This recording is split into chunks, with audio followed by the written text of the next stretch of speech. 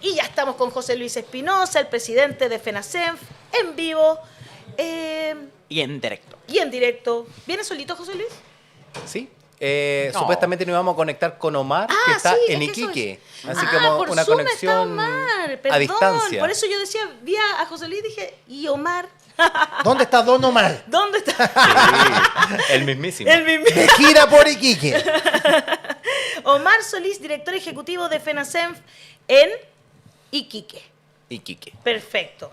Todavía no se conecta, estamos esperando en que camino. se conecte, Claro. en camino ahí en el Zoom, pero queremos conversar sobre los despidos. Esto es bien fuerte lo que vamos a conversar porque el fin de la alerta sanitaria significó despidos de las personas que habían contratado a honorarios extra durante este periodo, ¿no? Entonces, se han desvinculado a muchos trabajadores y trabajadoras de la salud y esto, me imagino, afecta la atención de las personas que se van a atender a los distintos centros. Sí, efectivamente, pero hay que precisar que todavía no termina la alerta sanitaria, termina el 31 de agosto de 2023. Ah, yo pensé que ya se había acabado. No, no el 31 de julio, sino que 31 de agosto. Ya, Entonces, explícanos tenemos que orientarnos a ese fin de la alerta y de qué forma lo vamos a hacer. Siendo muy preciso, ¿cómo se organiza el personal de salud? Si aquí no es porque haya un saco roto que estamos echando y echando recursos.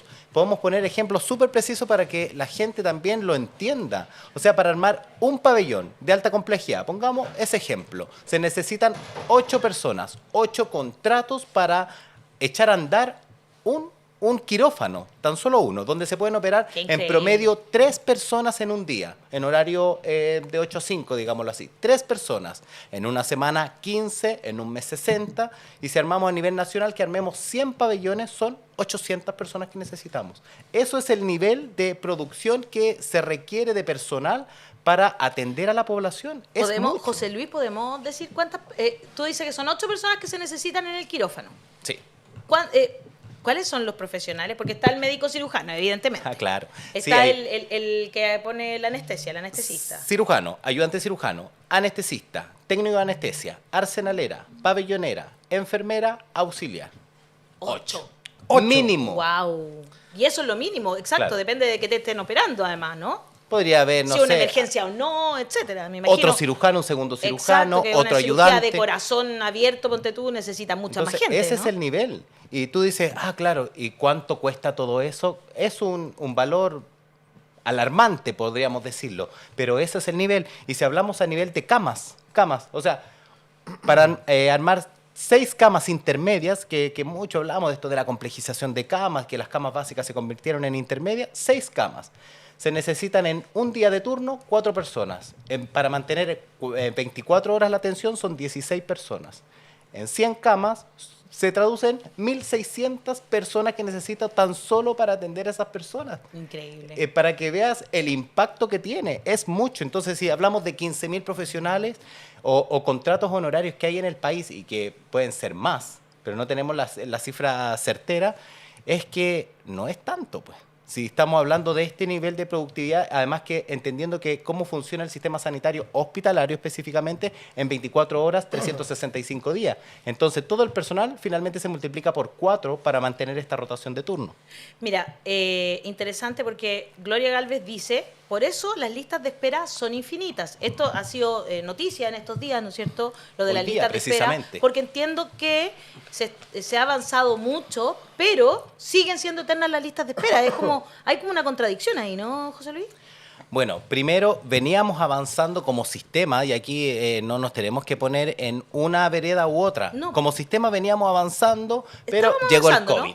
Y el Perfecto. COVID nos dejó la La embarrada. tendalada. Ya. Y todo se Por no decir suspendió. la cagada, porque Todo, digamos la verdad. la cirugía programada se suspendieron, se claro. suspendieron y quedamos en nada. Todos los pabellones se convirtieron en UCIs. Exacto. Y por otro lado, la atención de especialidad, todo lo que era menos grave, menos urgente, se dejó Por en ejemplo, las stand-by. atenciones ginecológicas, Entonces, las todas mujeres esas todas atenciones, atrasadas. esas atenciones Claro. se postergaron y por eso hablamos de millones de atenciones postergadas.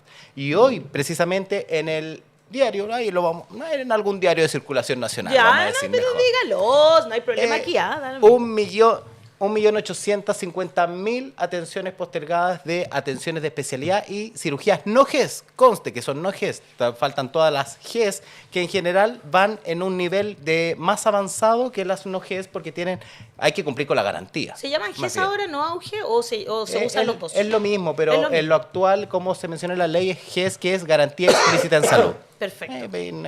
Menos enredo O sea, de palabras. 1.850.000 50.000. que se dejaron de realizar durante Que la pandemia. es la lista de espera que tenemos hoy, de los pacientes que están en la fila. Es eso. Esa cantidad de pacientes hay en la fila. ¿Y eso se provoca por la crisis del COVID? Claro que sí, porque claro, teníamos un número que estábamos cercanos al millón de atenciones y ahora en este periodo 2022-2023, donde se comenzó a la productividad hospitalaria propiamente tal, después que ya el COVID amainó un poco, hemos estado full en esa atención. Entonces, por eso es que los hospitales no volvieron a ser los mismos antes del COVID. Estamos más complejizados. Más débiles que antes y con mayores problemas que antes. No sé si más débiles. No, Ya. estamos... Pero en cuanto a personal me refiero. Estamos más armados porque nos complejizamos. De cierto modo, volvimos volvimos en alguna complejización, la reconversión de camas. Volvimos Perfecto, atrás, pero claro. no al inicio, no al punto cero. Y creemos nosotros que no podemos volver a ese punto cero porque es de no retorno. No podemos descomplejizar el sistema porque ya veníamos con una brecha que es por el número de pacientes que tengo hospitalizados. Según esta complejidad, necesito este personal. Entonces, generalmente estábamos trabajando con dotaciones de personal, con menos personal para la complejidad de esos pacientes que tenía hospitalizados.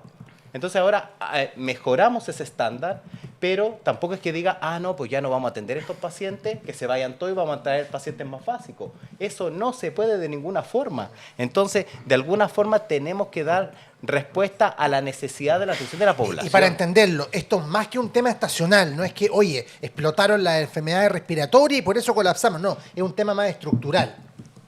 Claro que sí, pues. Y ahí incluso apoyándonos en las recomendaciones ministeriales, que aún así están obsoletas, que son del 2012, pero apoyándonos en eso, con la complejidad que tenemos, necesitamos esta brecha de personal. Si tan solo de las cifras nacionales de enfermeras necesitamos más del doble de las enfermeras que existen hoy. Pero ¿Y qué va a pasar el 31 entonces? ¿Cuántas Bueno. personas esperan ustedes que sean despedidas o se les finalice el contrato, como sea que se llama, porque es una persona honorario además? los honorarios, la verdad es que Que el además se sistema van sin nada, con la tiene mano adelante y la mano atrás. exigencia de Claro. mantenerlo, porque se entiende que un contrato honorario es por funciones particulares, Sobre como todo por el Estado, solo puede contratar por por cosas un particulares. objetivo. Claro. Un objetivo ya lo hiciste y te vas. Pero acá sabemos que son funciones permanentes. Y ahí es cuando Ahí está viene la trampa. el criterio. O sea, ¿cómo lo hago para continuar esta atención, esta prestación de atenciones a la población sin ellos? Es ¿Cuántas que personas ustedes calculan que se van a despedir? ¿Tienen un cálculo más de o menos? 15.000. Más de 15.000. 15.000 personas en todo el sistema. Pero esto es Es desastroso. mucho. Entonces, por eso es que podemos decir, fin a la alerta sanitaria. Perfecto. Pero ¿cuál es la estrategia, el plan para resolver la necesidad de la atención de salud? Entonces, aquí se necesita que el gobierno, el Ejecutivo, trate el tema con Hacienda, que Hacienda suelte las lucas, que se provean esas lucas al sistema sanitario, al Ministerio de Salud y continuemos de alguna forma, a lo mejor que terminemos con 12.000, pero 12.000 que se mantengan, pero también se viene justo al final del año la discusión presupuestaria para el 2024. Y ahí viene. Perfecto. Entonces tenemos, uno, la discusión que se da entre septiembre y octubre, digamos, empiezan a darse las discusiones del presupuesto 2024, ¿verdad? Y por otro lado, tenemos también la reforma tributaria, Hassan, que dentro de los puntos que trae, perdón, no es reforma tributaria. Pacto fiscal. El pacto, Pacto gracias, fiscal. gracias Rodrigo. Pacto El fiscal. pacto fiscal, que sería, que dentro de los puntos, el primero es la PGU, entiendo, el porcentaje mayor, si es que esto se logra, el porcentaje mayor iría a la PGU, pero lo segundo son las listas de espera. Y ahí entonces lo que ustedes están esperando, me imagino, es que ese dinero se utilice para que estas 15.000 personas que serían despedidas el 31 de agosto no se desvinculen, sino que se mantengan. Claro que sí. Bueno, uno es mantener estos contratos honorarios porque es como la base para mantener una producción en salud, una producción hospitalaria, porque también tenemos que hablar que acá con este recurso tenemos que hacer todo esto y ojalá hagamos el mejor aprovechamiento de esos recursos para la mejor atención. Entonces, claro que este es el basal, pero tenemos que mejorar aún más el sistema sanitario y como lo que hablábamos en días anteriores, de hacer mayor fomento de la promoción y la prevención para que no estemos atendiendo a los pacientes cuando llegan al hospital, porque no tenemos capacidad para seguir construyendo miles y miles de camas hospitalarias, sino que tenemos que actuar antes. Sin embargo, hoy la necesidad es tal que tenemos que actuar en ese momento cuando ya el problema está. Y eso es atención de consultas de especialidad, atención quirúrgica, de patologías GES, no GES y cuantas otras necesidades que no necesariamente las podemos como valorizar. Pero eso es como desde el fondo para qué se necesitan los recursos en salud. Y sabemos que somos uno de los sectores que requiere más recursos porque también es esto de cómo el personal se organiza, todo es multiplicado por 4, por la rotación de turno, y que también es un servicio que se presta a toda la comunidad, y por eso ahí es el porcentaje de recursos según el Producto Interno Bruto que se tiene que destinar a salud. Entonces, no es trivial, no es porque desde los trabajadores tan solo pidamos mejores condiciones laborales, que de eso también podemos hablar, sino que es por cuál es la oferta, la oportunidad de atención de salud que se le da a la población. Y ahí entramos los 18 millones de habitantes que estamos en nuestro país. Te quiero leer dos... Ah, perdón. Es que... Dale. Solo para Después yo decir leo rápidamente los que sí, es comentarios. que tenemos un discurso que el sistema público es malo.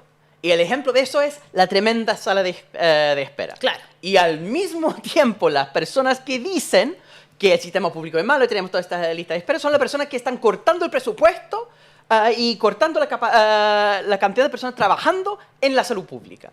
Eso o sea, es. los que crean la situación después se quejan de la situación. O sea, el doble estándar es súper evidente en esto. Hay una dificultad enorme, los números del gobierno son, para decirlo de forma educada, optimista. Es muy difícil que ese pacto fiscal genere los recursos necesarios ni siquiera para la reforma de la PGU, ni hablar de la segunda prioridad. No va a financiar ni la primera. Y eso es si logra el pacto fiscal. Claro, que tampoco hay mucha esperanza en eso. Y entonces cada vez Qué horror. que hablan del mal sistema público, porque hay que reconocer que muchas personas que tienen experiencia del sistema público están en una situación mala, producto de larga tiempo de espera y otro problema, pero Sí. es justamente por las decisiones de las mismas personas que dicen, todo lo público es malo. Claro que O sea, sí. esa conexión no se está logrando, por eso es tan importante la movilización social, que hay que tener bien claro ese punto. Si uno asume que el sistema de salud público necesita contratar más personas por una pandemia, no es que uno despide después, porque son personas empleadas en algo que no ha desaparecido. La necesidad de salud no se estaba cubriendo antes de la pandemia y por eso tiene que aumentar, no reducir. Y solo decir que el Absolutamente. presupuesto 2023 era un poquito vergonzoso en salud primaria, traía apenas 100 pesos el primer borrador del presupuesto nacional 2023 de aumento para cada trabajador de la salud No. primaria. Eran 100 Era el pesos, per no cápita. Claro. estoy exagerando. Y 100 bueno, nosotros habíamos considerado, por ejemplo, 300 pesos en el presupuesto, porque pensábamos que más o menos, sabíamos que no se iba a poder aumentar tanto. Pero 100 pesos lo otro era. es una O farsa. sea, ya, menos mal que después lo subieron a 370, creo, una cuestión así fue al final. Porque aparte, Dale. los parlamentarios sabían perfectamente que el volumen de atenciones y de las prestaciones que fueron postergadas en pandemia iban a explotar este 2022. Claro, si era lógico. Entonces no hay excusa para lo que hicieron. Hernán Pulgar, y te quiero leer dos comentarios que me parecen interesantes. Hernán Pulgar dice, pero si esas personas fueron contratadas puntualmente por la pandemia, ¿qué de raro tiene que sus servicios ya no sean necesarios una vez terminada la situación? Ese Estamos en pandemia todavía. Uno de los comentarios. Y el otro es una pregunta que te hace Tere Espinosa de nuestra comunidad y dice lo siguiente. Las listas de espera han crecido, pero el uso del pabellón no es productivo. Escuché al doctor París que está al 60 y algo % y que la media en países desarrollados es uso de pabellón al 80%. Las listas de espera están muy abultadas por pacientes con cáncer por la pandemia, dice. O sea, se refiere, yo me imagino, a las personas que quedaron postergadas por la pandemia y hoy están abultadas. ¿Cuál es la solución? Ahí hay dos preguntas claras para que conteste José Luis. Bueno, efectivamente este personal llegó por la pandemia, producto de la pandemia, pero era una brecha que se traía del sistema sanitario. Hablemos en cifras macro. Teníamos 1.600 camas UCI en el país, en el sector público. Con la pandemia, con la unificación de las camas público-privadas, llegamos a tener 4.500. Y hoy, en el sistema público, ya dijimos, ahora ya volvemos a la normalidad, no llegamos a las 1.600 camas UCI, sino que nos quedamos con más de 2.500. Entonces ahí ya se transforma en una necesidad real. Esas camas tienen que ser manejadas por personal, inyección de recursos, inyección de personal, pero no tan solo la cama UCI. La cama UCI también se conlleva a la complejización de las camas intermedias, de las básicas a medias, y también más pabellones para que se dé la ocupación de esa cama con el recurso necesario. Entonces, no es tan solo hablando de las 3 camas que armé en un hospital o de las 1.000 camas adicionales que se crearon en el país, sino que es la lógica hospitalaria cómo se vio aumentada en complejidad. Y el paciente básico, la verdad es que ya no está hospitalizado, sino que a través de hospitalización domiciliaria, ahora está en su casa y lo vamos a ver a su casa y darle el tratamiento o la curación o el procedimiento específico. Entonces, realmente el sistema se complejizó y por eso no podemos volver atrás. Y esa es la pregunta, esa es la respuesta. No Claro. es porque estemos atendiendo pacientes COVID, sino que todo lo que se necesita en atención de salud, que sabemos que hay una brecha de camas, una brecha de profesionales, de trabajadores y de recursos asignados, con esto bajamos un poco la brecha, pero aún así nos queda mucho que avanzar. Y la otra pregunta, que hablamos de la productividad de pabellones, sí, hay un informe de la Comisión de Productividad Nacional que en 2018 sacó un informe de los pabellones y que más o menos en esa lógica se entiende que se ha mantenido ese concepto, aunque hemos mejorado, pero aún así la productividad de los pabellones es baja. Pero ahí también viene cómo está concebido el sistema. Tú lo acabas de explicar, 8 personas para poder hacer una operación. Claro que sí, pero ahí también viene, Hay tenemos falta que de hablar personal de también. el personal según las distintas leyes. Perfecto. El personal médico específicamente no están de 8 a 5 de la tarde. Ellos, sus contratos generalmente en el sistema público son ¿De mediodía? de mediodía hasta las 2 de la tarde, entonces se opera a full producción en la mañana. Perfecto. Después en la tarde ya Ahí hay un tema. empieza el tema de las colaciones, los permisos y que el pabellón se opera como a full máquina hasta las 4 o 5 de la tarde. Entonces ahí realmente hay que hacer modificaciones porque de alguna forma tenemos que tener todo el equipo disponible, incluso como lo hacen las clínicas, de que sean turnos hasta las 23 horas, 2 turnos, de 7 a 15 y de 15 a 23, para que se dé máxima productividad, porque si no, en las restantes 16 horas de ese pabellón no se está produciendo. Ahí también, Entonces, entonces, ahí necesitamos- hablamos de esa productividad y también de las suspensiones de pabellones por temas administrativos, que no venía con los exámenes, que el médico no lo vio antes, que un tema X. Pero eso también sucede y es parte de esta lógica de cómo tenemos que ir mejorando la gestión en salud. Ahí hay un tema también interesante. También necesitamos quizás profesionales que tengan mayor vocación pública, porque, por ejemplo, nosotros aumentamos las atenciones del CESFAM hasta las 9 de la noche. Pero lo que más costó fue encontrar médicos, médicas que quisieran trabajar en los CESFAM en jornada completa. Eso es real. No sé, necesitamos también profesionales que tengan más servicio público, o es un problema del servicio público que esos profesionales no quieran estar. Claro, pero ahí también hay que considerar un tema, porque no es el mismo personal que él salía a las 2 de la tarde y lo vamos a tener hasta las 10 de la No, noche. por supuesto Tiene que que No, ser por supuesto. no, son otro turno. otros. más Por plazas eso te digo, eso es lo que para no que vamos encontrábamos. rotando de alguna forma, porque si no, nos exigimos nosotros mismos y salimos con se el... rinde mal y tampoco el es burnout un sistema y que se fomente en la explotación no sirve. No, por supuesto. Entonces, por eso es que es la inversión que tiene que verse en salud como un sector que es productivo para mantener a la población más sana y también más productiva para el sistema, para el país. Y así también no tenemos más riqueza nacional. Interesante, ¿eh? La gente está aquí debatiendo sobre esto, sobre sistema público versus sistema privado, y cómo funciona y qué sería mejor si seguimos como solo con un sistema que ingrese recursos del Estado igual como el sistema privado, porque el sistema privado tiene un socio que es el Estado, al cual el Estado le pasa muchísimos recursos, digamos, ¿no? Y por otro lado, también, o fortalecer el sistema público de salud. Como que están esas dos visiones, ¿no? ¿Cómo lo ven desde FENACEM este tema? La verdad es que, y como hemos hablado en las otras sesiones, hablar de salud no puede ser considerado entre público y privado. Es parte de la seguridad social y que debe ser transversal para todos. Entonces, si seguimos pensando en esto de la comparación incluso entre el público y el privado, quién produce más y qué, la verdad es que... Una competencia media absurda, ¿no? Sí, es odiosa porque claramente que el sector privado invierte más y por lo menos tiene... por lo mismo, tiene mejores resultados en cuanto a los tiempos de espera. Si voy a una urgencia, no espero quizás 6, 8 horas, sino quizás son 2 o 3. No espero 1 año o 6 meses para una cirugía, si a lo mejor lo planifico y en 1 mes, si es de urgencia y todo eso, pero también es por el recurso que se invierte. Y si hablamos de eficiencia, ahí es... con este recurso, ¿cuánto produzco? Y en realidad, si lo vemos así, la verdad es que creo que evidentemente el sistema público es mucho más eficiente en cuanto a productividad. Claro, la cantidad de personas que se atienden en el sistema público es incomparable No, con la no cantidad de tiene- personas que se... 80% de la población. Claro, y con eso ya... Punto. Ah, cerrado. Sí, pues. Caso cerrado. Hoy tengo algunos ejemplos de cuántos honorarios hay por hospitales. Ya, y por creo que favor, hay una a ver. cifra. Qué bueno saber eso. Eso. Hospital de Maipú. A ver, 2.500 trabajadores contratados perfecto. y 2.500 en honorarios. No, 50, O sea, el 50. 50% es personal honorario. O sea, si Entendamos. echan a todos los honorarios se van a quedar sin nadie. El hospital no puede seguir funcionando mitad. o no le podemos dar la atención a la población del territorio de Maipú. Maipú, Cerrillo, Estación Central. De eso significa.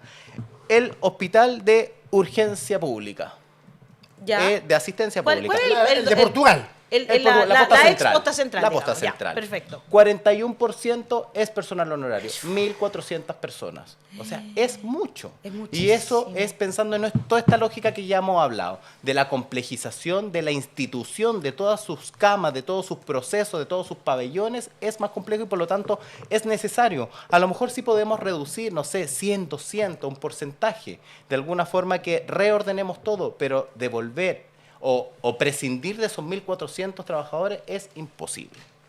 Es fuerte lo que tú nos cuentas. ¿Qué otro? ¿Tienes otras cifras? Tenemos, dijiste el de alguna. Maipú. ¿Cuál? Ya, dale. Sotero del Río, que es un servicio grande que tiene más de 5.000 funcionarios tan solo el Wow. hospital Sotero del Río. Wow. Pero tiene el 19% en contrato honorario, que son 1.187. Y esta no es información que nosotros vamos buscando puerta a puerta, es según el portal de transparencia, que es lo que informa cada institución por esta vía y que es el deber de cada uno de la información pasiva que sube. Hospital de Puerto Montt, un 16%. Claro, traje los datos más impactantes, Claro, por supuesto. pero en el total del país estamos hablando de más de 16.000, es lo que nosotros hemos podido contar. Entonces, esto tampoco, lo que hablábamos recién, no viene a resolverse con el esfuerzo de nosotros mismos como trabajadores, o redoblar los turnos porque trabajar hasta las 10 de la noche para operar a más pacientes porque tenemos que darle atención a todos. No, tenemos que crear los cargos disponibles y con eso, resolviendo los contratos de los honorarios, sí podemos resolver en parte esta necesidad. Y ahí, si no lo hacemos, es seguir exigiéndole al mismo personal con peores condiciones laborales y es un círculo vicioso. Más licencia médica, más explotación y finalmente no resolvemos el problema de fondo. Es bien impresionante porque además hay muchas personas a veces del área de la salud que están cesantes. Entonces uno además se explica, habiendo los profesionales y los técnicos necesarios que estén sin trabajo. Ángelo Báez dice, hola, soy funcionario de un hospital público y veo un número indeterminado de enfermeras y enfermeros, supongo también, ocupando cargos administrativos en los cuales, y aquí, José Luis, Vamos. a ver, ¿qué va a pasar? En los cuales las enfermeras no tienen los conocimientos y no en lo clínico, dice. O sea, él se refiere No a en lo, lo civil, en el fondo. a lo administrativo. Yo tengo Bueno. entendido lo contrario, me va a disculpar el señor Ángelo Báez, que yo soy de familia de enfermeras. Mi tía estaría indignada con este comentario, pero Sí, José bueno, Luis, primero, el profesional de la salud que tiene más formación en horas de formación de gestión es la enfermera. Lo haga bien o lo haga mal, la Ese verdad es es que otro tema, es claro. otro tema que viene al reclutamiento, la selección de esa persona para tal función. pero también no podemos hablar tan solo de la atención clínica, de atender al paciente, de hacerle un procedimiento, darle un medicamento, una cirugía, no circunscribirnos a ese tipo de atención. Toda atención requiere de un proceso administrativo lógico de llevarlo de los insumos, del equipamiento, de la infraestructura y de qué forma gestionamos todos esos otros recursos. Puede ser que efectivamente no tengan las competencias, pero ahí no es que no necesitemos una enfermera, sino que necesitamos quizás a otra o capacitarla para que tenga las competencias específicas para el desarrollo de ese cargo. Entonces acá muchas veces hablamos de que sí, se llena el hospital de enfermeras o podemos hablar de cualquier otro profesional, pero no, cada uno de esos tiene que ir dirigido y quizás ahí la evaluación de desempeño también es la que tiene que ir asociada para que respondamos de mejor forma a la función que se nos contrató. Bueno, cada uno de nosotros tenemos que responder según ese perfil de cargo que se fue creado. Sí, ayer hicimos una entrevista con Mario Aguilar hablando de los profesores y el agobio laboral que tiene. Y parte de eso tiene que ver con la cultura controlaría de fiscalización, donde se premia a la persona que responde mejor al informe que la persona que enseña en una clase. Ahora, en el caso de la medicina, claro, evidentemente uno no solamente puede dar un medicamento a una persona, sino que es súper importante mantener así la información para que el próximo médico que llega sabe exactamente en qué situación está el paciente. La administración es necesaria, pero el problema justamente es la mala administración, una situación donde los controles, en vez de controlar la calidad de la atención que está recibiendo el paciente, controla la capacidad de responder al control. Ese es un problema general de la burocracia. Y yo creo que en esto tenemos que pensar mucho más en sistemas que en culpar a personas. Por supuesto, los pacientes sufren mucho cuando hay largas filas de espera, cuando la atención no es lo que ellos esperan, y culpan muchas veces al personal que están atendiendo.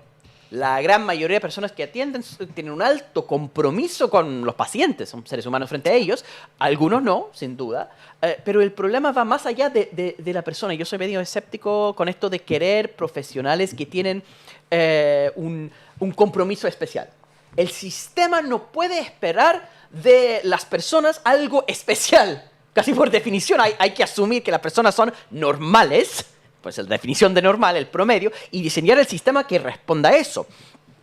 El tema, si específicamente de salud, tiene que ver con la norma de la fila, ¿no? Que si uno está, eso es muy Disney, si uno está en la fila, Fantasylandia, lo que sea, y la fila es súper larga para la montaña rusa, uno podría pagar para saltar la fila. Pero los estudios que tenemos de personas que pagan para eso, que incluso Disney lo hacía como una cuestión especial que uno podría pagar, es súper mal visto. Es como una norma social, ahora no sé en Chile, pero es como una norma social general de eso de que hay que simplemente esperar el turno, porque la persona que llega primero es la persona que tiene que responder. Los sistemas de salud tienen sistemas de triaje. Sí, triage, donde se ve a las personas inmediatamente, determinan quiénes más necesitan la ayuda, porque en caso de que la persona va a morir esperando, porque está literalmente sangrando, se responde a eso. La cultura de pagar para saltar la fila, que es la lógica del sistema privado, ¿ya?, es el problema. Uno no va a culpar a la persona que paga. Si una persona llega y está con mucho dolor de estómago, que va a pagar para saltar la fila, uno no puede culpar a la persona si esa posibilidad existe.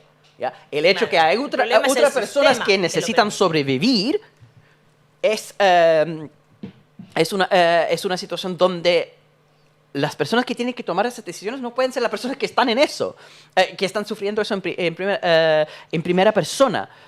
La salud privada va a responder a lo que uno paga. Entonces uno puede tener una persona de 90 años que necesita una intervención para desbloquear el corazón, y eso puede costar muchísimo. Los sistemas públicos en algún momento van a decir no, porque tenemos gente joven cuyos tratamientos van a funcionar mejor con esto. Pero esa decisión, si se devuelve a nivel paciente, todos los pacientes van a decir sí, paguemos, da igual, para tratar de salvar. Entonces el problema acá no son las personas, ni el personal, ni los pacientes, es el diseño de sistema que es un problema. Entonces, hay todas las personas, los médicos que no aparecen, es porque existe la salud privada que, por institucionalizar la lógica de saltar la cola, son entonces las instituciones que pagan mucho más. Obvio que no quieren trabajar en eso, pero el problema no son ellos. El problema es el sistema. Alex Hernández dice, Paola Hernández dice, tengo entendido que los médicos desaparecen en horario tarde y nocturno para atender sus consultas particulares y dejan botado el sistema público. Alex Tirado dice, desde hace muchos años que acá en la zona norte de Santiago se dice que no hay otro hospital porque el personal no quiere trabajar en el sistema público, solo quieren trabajar en clínicas. Igual en el sector norte de Santiago hay hospitales, ¿no? Hospital en el San sector José. sur yo diría que hay menos hospitales, o idea mía nomás. En el sector sur yo tenemos vivo en Barros el sector Luco, sur. Barros Luco, El Pino, el Hospital Padre Hurtado, el Sotero del Río, el Hospital de la Florida. Sí, El, pues, el parroquial antes- de San Bernardo es privado, ¿no? El de privado, pero como el de concesionado, Peñalolén, pero el de Peñalolén también. El Cordillera. El Cordillera también está ahí. Tisné. Que el Tisné, que ahí fui yo el otro día. Y en el norte entonces tenemos El San San Juan de José. Dios. No, ese es Occidente o Poniente. Ah, El San perfecto. Juan de Dios, Félix Bulnes. Pero en el norte es San José y no hay Y otro. solo el San José. Y los otros son Ajá. los de especialidad, que es el psiquiátrico, el oncológico, el de niños, que es el Roberto del Río, pero Claro. en realidad no existe ese segundo hospital que pueda O sea, tiene satisfacer razón, la Alex. necesidad de toda esa Absolutamente. población. Es mucha pero ahí población. está en proyecto ese hospital. Pero ahí hacer estos juicios de que porque las personas no quieren trabajar, o sea, no podemos partir de esa lógica. Si ustedes quieren, entonces armamos un Claro. hospital. No, No, la pues nada necesidad que es ver. una. Entonces, y ahí otra, esto de la lógica del privado, cómo va, y la verdad es que el sistema público no tiene la capacidad de competir con el privado. Si le vamos a multiplicar por 10, por 15 veces el sueldo en el sistema privado, la verdad es que es casi impensado. Y me gustaría poner algunos antecedentes, que esto de la mantención también y de responder tan solo al compromiso que hablaba Hassan. Claramente que no podemos dejarlo como a la individualidad, sino que el sistema tiene que también dar mejores Lógico, condiciones. por supuesto. Antes de la pandemia habían cifras de el 25% de insatisfacción en las enfermeras. Aquí yo hablo precisamente porque es donde tenemos más detalle, más investigación nosotros mismos. 25% de insatisfacción, incluso con voluntad de dejar el trabajo por condiciones laborales, porque no me gusta, porque es muy exigente, porque en realidad es muy demandante. Y ahora en este momento, post pandemia, podemos hablar de un 45% de burnout. Burnout, que es esto de que ya te quemaste con el trabajo, que ya no puedes sostenerte en esa función. Entonces 45% es casi el 50% del total de las enfermeras en las unidades médico-quirúrgicas intermedias e intensivas. ¿Esto es un solo en los valor- hospitales públicos Hospitales o es públicos. Ya, perfecto. Entonces, y ahí cuando nuevamente con el comentario anterior de esto de las enfermeras administrativas, si hablamos de las dotaciones es de la atención clínica directa, pero todos estos otros procesos, incluso ligándolo con la satisfacción usuaria, que tenemos que dar mejor atención a ese paciente, pero si andamos corriendo todo el día y que imagínate. estamos haciendo lo justo y necesario para alcanzar a resolverlo, la verdad es que no nos está dando el tiempo para este trato humanizado, cercano, que le pasa a usted, que necesita, llama a su familia. Exacto. La verdad que eso se deja como de segundo plano, pero es porque la necesidad vital es más importante y es prioritaria. Pero no Lógico. por eso lo otro es menos Es importante, verdad. y que tenemos que, eso lo vemos nosotros en el día a día, que la verdad es que nos faltan solo los patines para andar dentro de los hospitales. Se ve. O sea, por lo menos yo como usuaria te puedo decir que Y no lo puedo veo. hablar tan solo ahí de las enfermeras. Yo creo que todos los que Todos, trabajamos en el sector, todos. la verdad es que corremos y damos la vida Sí, en nuestro trabajo. sí, Pero la bueno. verdad es que también nos falta que el sistema nos cuide de mejor forma para poder ¿Quién entregar cuida? de ¿Qué mejor cuida? forma. Porque finalmente la enfermería... Qué buen eslogan los- ese. Sí, Siempre lo los usamos. técnicos TENS también, todos son personas que se dedican a los cuidados. Po. Es una claro, forma eso es. profesional de dedicarse al cuidado, pero es un cuidado al final, ¿no? Adán Así Farías es. dice, para operar más hay que tener más insumos. Y Hernán Pulgar dice, el Estado financia a los privados, que sin aporte estatal quedarían solo en beneficio de sus dueños, en vez de fortalecer y levantar el sistema público para beneficio de todas y todos. Muy real lo que dice Hernán también. Claro que sí. Muchas gracias por sus comentarios. Mucho interés siempre en los temas que tienen que ver con salud y educación. También tiene que ver con la línea editorial de este programa. No es nada de curioso que nuestro público también tenga los mismos intereses. Queremos un mejor país para todas, todos, todas las personas que habitan este territorio, y para eso necesitamos, por supuesto, tener fortalecido todo lo que tiene que ver con la seguridad social. Y la seguridad social es una buena educación, es un buen sistema de salud universal para todas y todos, y también, por supuesto, buenas pensiones. Y esos son 3 pilares que necesitamos como sociedad para seguir avanzando como país. Como siempre, un agrado conversar contigo, José Luis. Lamentablemente no pudimos conversar con Omar, seguramente tuvo algún problema de imprevisto. No, ni siquiera de conexión pensaba yo, capaz que algún imprevisto también de una urgencia en el hospital también puede ser. En fin. Sí. Pero Así no que importa, respondimos bien. Respondimos bien Y podemos concluir con que la educación y la salud es la base de toda sociedad. pero ¿verdad? por supuesto, sin duda, concordamos contigo en eso. Así que, Claro que sí. como siempre, este programa puesto ahí con los derechos sociales fundamentales para seguir avanzando hacia un mejor país. Nosotros como sociedad también podemos hacer algunas cosas. Por ejemplo, apoyar cuando hay una manifestación, ¿no es cierto?, de personas que están reclamando por sus derechos, también apoyar en eso, también apoyar la prensa independiente en la resistencia, como es, por ejemplo, tú lo haces, algunos lo hacen con dinero, pero también tú nos apoyas compartiendo esta sección, por ejemplo, de José Luis, poniéndole me gusta, guardándola, mandándola a otras personas. Con todo eso también apoyas a La Voz de los que Sobran y a la Federación de Enfermeras y Enfermeros de Chile. Así que con eso nos vamos. Muchas Un gracias. abrazo para todas y todos. Muchas Que tengan gracias. una súper buena tarde. Eso. Mañana es viernes, nuestro cuerpo lo sabe. Nos vemos a las 10 de la mañana, chao, como chao. siempre. Chao, chao. Creemos en la democracia y en los derechos humanos.